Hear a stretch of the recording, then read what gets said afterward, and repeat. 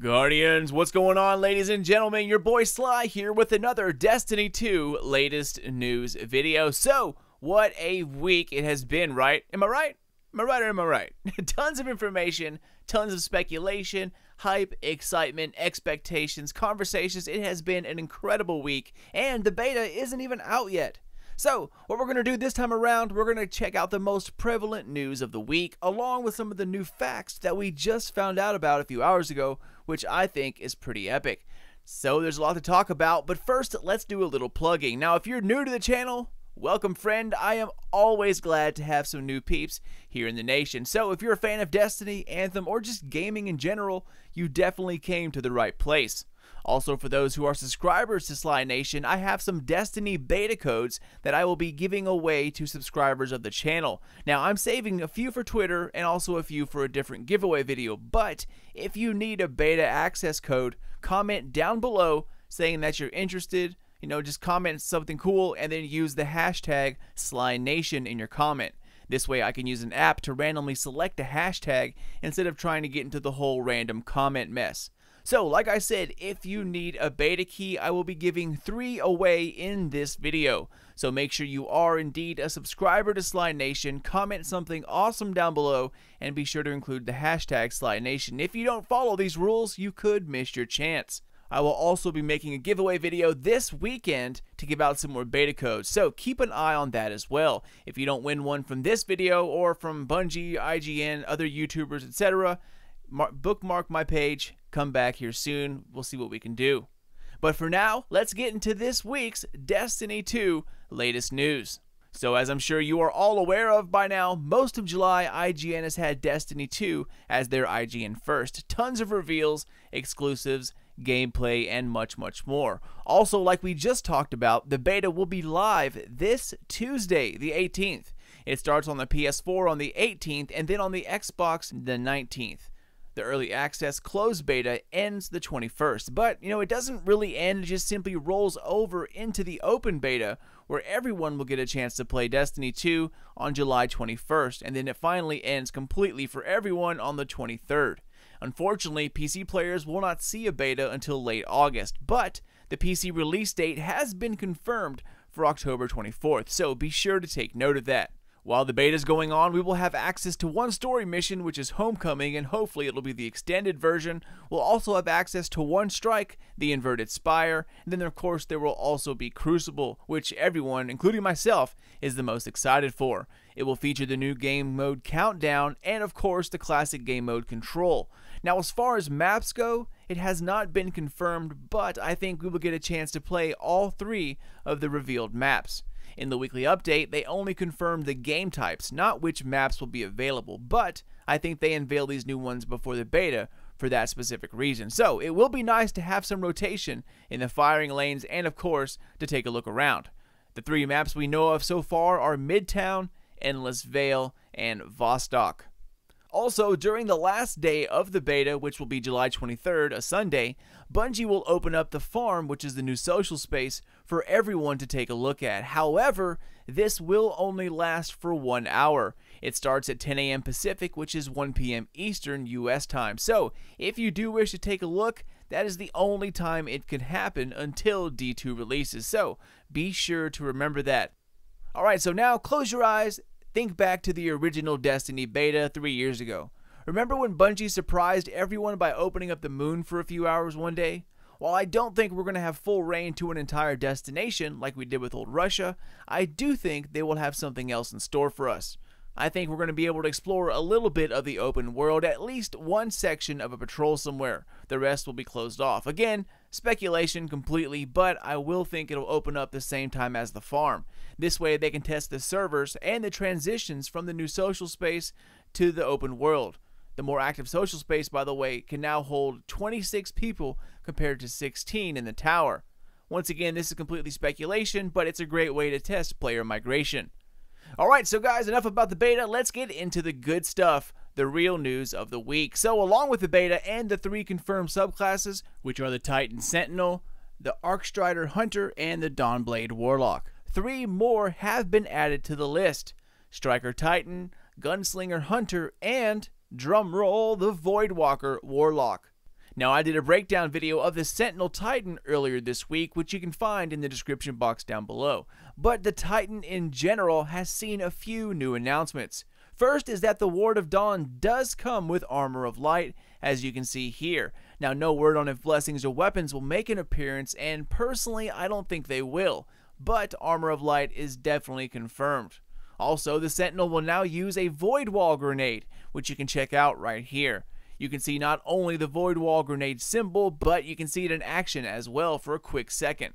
Next, Disintegrate is also making a comeback as the Sentinels charge melee, and that means Force Barrier will also be there as well. So, Sentinel Titans will definitely have a shield after a melee kill. If you thought that was going bye-bye in D2, well, unfortunately, that is not going to happen. But it is something we weren't sure about at first. We didn't really think, Force Barrier was going to be there at all. Turns out it definitely is. Speaking of grenades, there will be a way to get double Titan grenades, specifically Lightning for the Striker. Now, we don't know if this is an exotic armor perk or if they change the Striker subclass tree that allows them to spec for it like the Warlock can in Destiny 1, or just maybe the Armamentarium is making a comeback. Now, seeing as we are still playing in the same universe, it's totally plausible that a few choice exotics could make a comeback. Even though the tower is destroyed along with all of our stuff, finding broken down or repairable exotics could easily fit within the lore of the story. So, seeing an Armamentarium return, that's a real possibility. Alright, so while we're still talking about the Striker Titan, guys, rip shoulder charge. Here's a clip of the Striker in the Crucible, and take a look at the damage shoulder charge does. Now, we knew from like a month ago that shoulder charge would no longer be a one-hit kill along with sticky grenades, but we didn't know just how little damage it will do. One shoulder charge basically takes away between like 45 and 50% of your total health. That's including your shields. As you can see, just a sliver of shield is left over, so that is a huge, huge change to shoulder charge. Now, the obvious follow-up combo will be a direct melee, kind of like, the shotgun melee, like you see right here. This will result in a kill, and it's actually not that hard to do. You already have them within melee range and centered on your screen from the shoulder charge. So, as soon as you land a shoulder charge, simply melee and it's over with. Alright, and speaking of centering the screen, if we go check out the Sentinel Titan one more time, turns out you can only throw the shield once per super. So let me explain how the super works for the Sentinel Titan. So, right trigger does a shoulder/shield bash. Melee button does this kind of shield swipe. The first two are just like the Aegis shield in the Vault of Glass, pretty much the same mechanics. Then to guard or block incoming attacks, simply hold the left trigger, and to throw the shield, you push the grenade button. Now notice how the abilities at the bottom left blink red. That's when the player is clicking the corresponding button. So check out the furthest ability on the far left. That ability is the shield throw. Now it's kind of hard to see due to all the action and the angle of the camera, but right here he throws the shield, and afterwards you can see it slowly recharging. Now it gets close to building back up all the way, but from here on out, it's all shield bashes and swipes, which means he's out to throw the shield. So maybe there will be some kind of exotic where kills or orbs can recharge your shield throw ability faster, or perhaps maybe even an exotic that gives you double shields you can throw instantly. Since we only get one to throw per super, it must be a pretty powerful super ability. So I thought that was pretty neat, finding out we can only throw the shield once per super. Also, you can skip the shield completely and use the Ward of Dawn. Instead of activating your super by clicking the left and right bumper at once, if you continue holding down left and right bumper, you'll actually bring up a Ward of Dawn instead of popping out of shield. So, the Sentinel Titan is extremely versatile here. Probably the most versatile super we've ever seen in Destiny so far. You can become offensive, defensive, or you can become a support class like instantaneously. It's going to be pretty awesome to use. Alright, so moving along here, let's check out something that not a lot of people have noticed recently, but shotguns are back to doing precision damage. As you can see in this clip right here, yellow numbers appear from a headshot from a shotgun, and the range, well, that's pretty significant as well. So shotguns seem like they're going to be back to the old Fellwinter Lie glory days, which is expected, right? They're a power weapon now. So supposedly they're supposed to be extremely powerful. As long as ammo is managed correctly, this really should not be a problem. Okay, so as we keep moving along, we've also had some PvP reveals this past week. We saw a new map recently on Nessus called the Endless Veil. It's a pretty symmetrical map, well suited to control. Lots of lanes, varying routes, lots of corners with tall pillars, and they're scattered everywhere. Along with that, you have the light art colored, kind of theme of Nessus. Nothing new in terms of maps, but B is kind of sketchy. As you can see here, it is very, very exposed, and you do have a few places to grab cover on, but if you're going to actually try and take the control point, there will be zero cover during that time. And while we're talking about control, the actual game type has had some new changes as well. No longer do you have to neutralize a control point. Once you stand on it, it starts, capturing it instantly. Also, at the very start of the game, A and C will automatically be captured for whatever side that you're on. So if you start on Alpha, then you're going to have A captured for you automatically. This makes B the ultimate focal point immediately at the start of the match. So it's going to be a completely different feel, but I think it's going to be a ton of fun. We also had a look at another new map called Vostok. Now, if that name sounds familiar, well, it should. We've seen it all over the place during the Bungie reveals back in the day, especially the Taken King. More than one internal developer account is named Vostok, so it must have some kind of special meaning to the team inside of Bungie. In any case, another thing that might strike you as familiar would be the map itself. It's right across the bridge from Terra, Saladin, and Shiro. It's the same place you go when talking to Aphrodite for the Iron Banner. Now, they kept it pretty much spot on to what it was in Rise of Iron. They, of course, added some lookouts, sniping perches, a couple little walkways, and that tunnel in the middle, along with some visual elements here and there to give it character. But basically, the foundation and overall structure is the exact same as you remember it. There are lots of high places and sniping perches at point B. There's 3 ways you can actually get to B. You can go from the left side where Aphrodite sets up, right side where the gondola station is, or you can run right through the death cave in the middle, and all 3 places are visible from sniping perches set up on B. So the only way to access B is from those 3 areas, which, like I said, give you a direct view at whoever's coming. So it's going to be pretty interesting. Also, each control point is kind of in a way fortified by the buildings around them. There are tons of places to hide and take cover in this map. Quite a few flanking routes as well. So this is probably my favorite map that I've seen in Destiny 2 so far.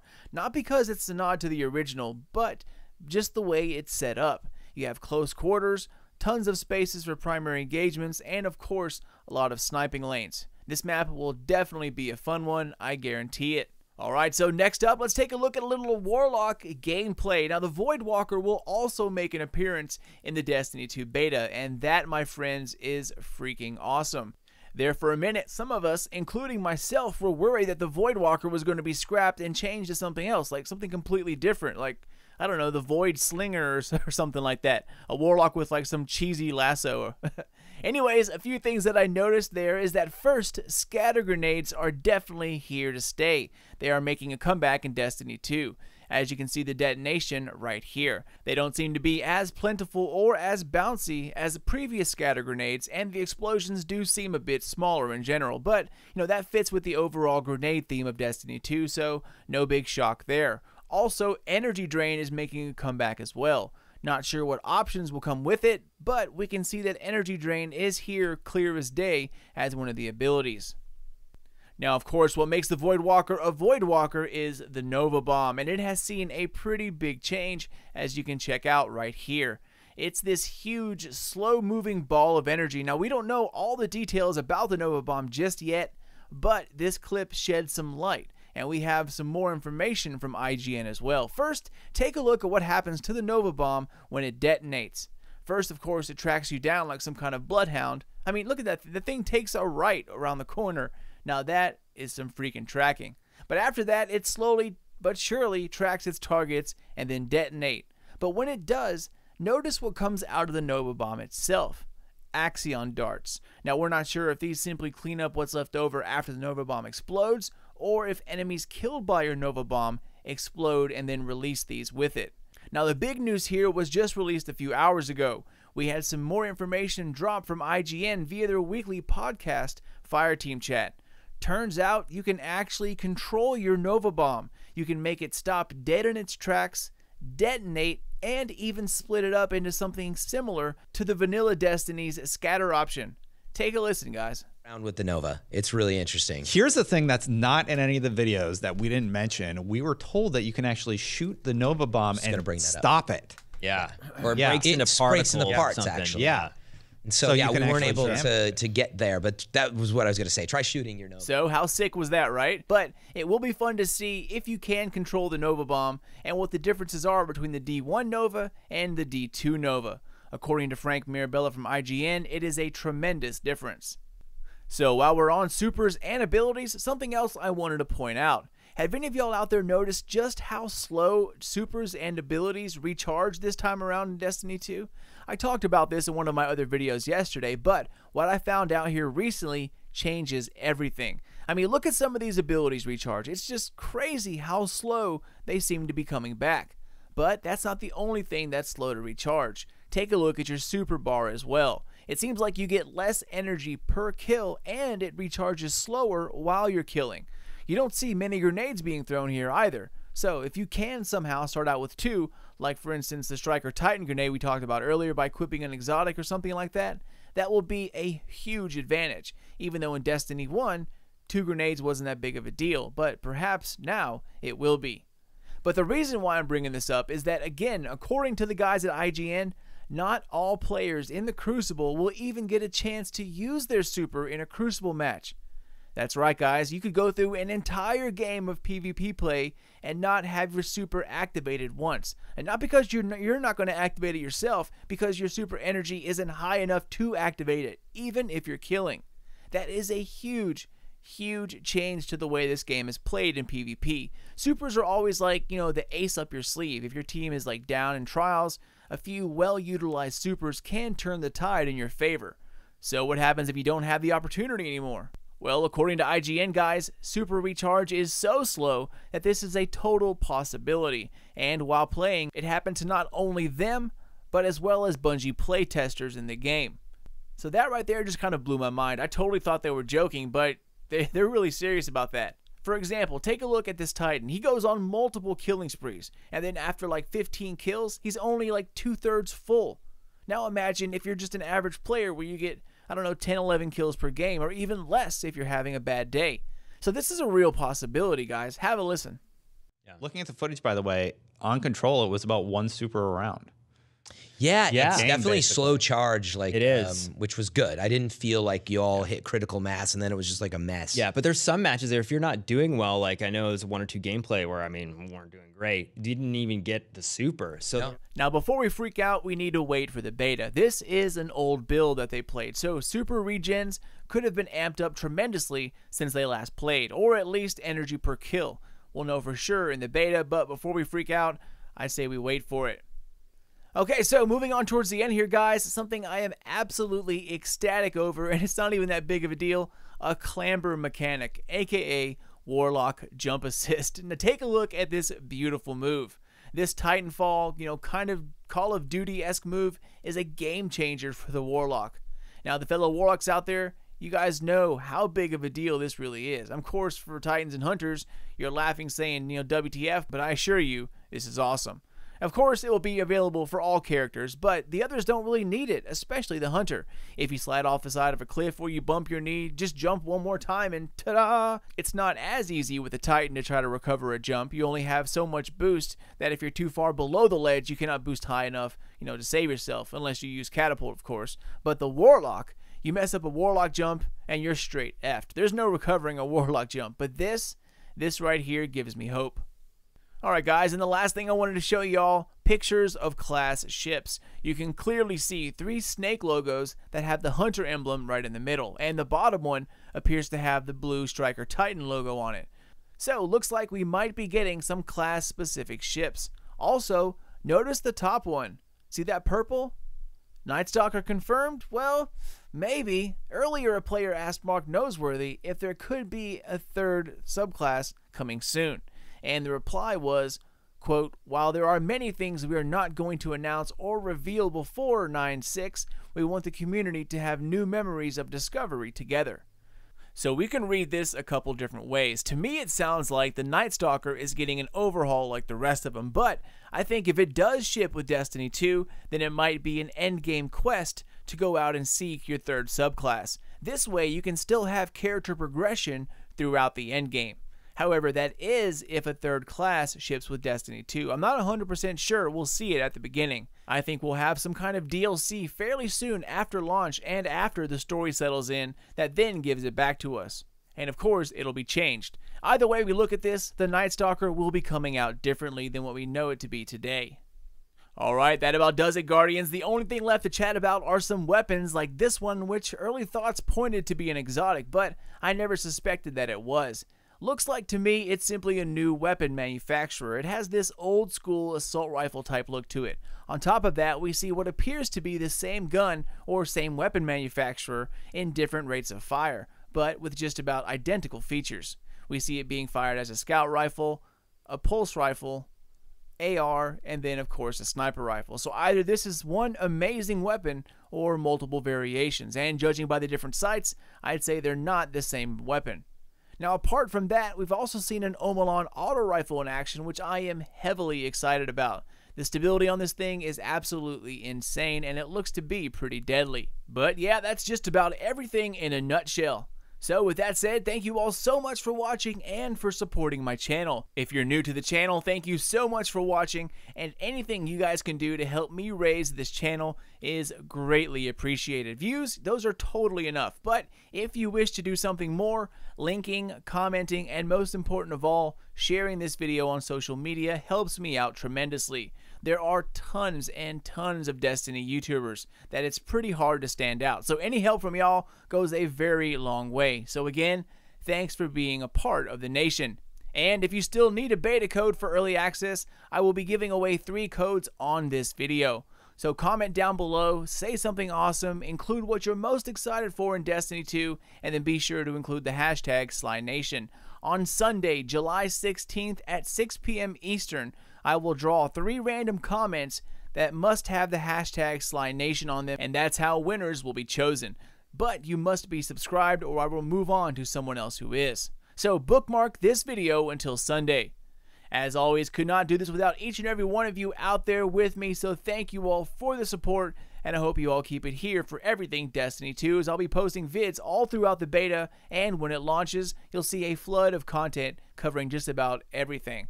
It'll be a busy few months, but I am totally beyond ready for it. Feel free to check me out on Twitter or Facebook. SlyNation, SlyNation Gaming. It's the best place to stay up to date on everything Destiny, as well as the upcoming game Anthem. Take care, y'all, and keep those eyes peeled for more videos coming out here very, very soon. But until then, this is your boy Sly, and I'll catch you all next time.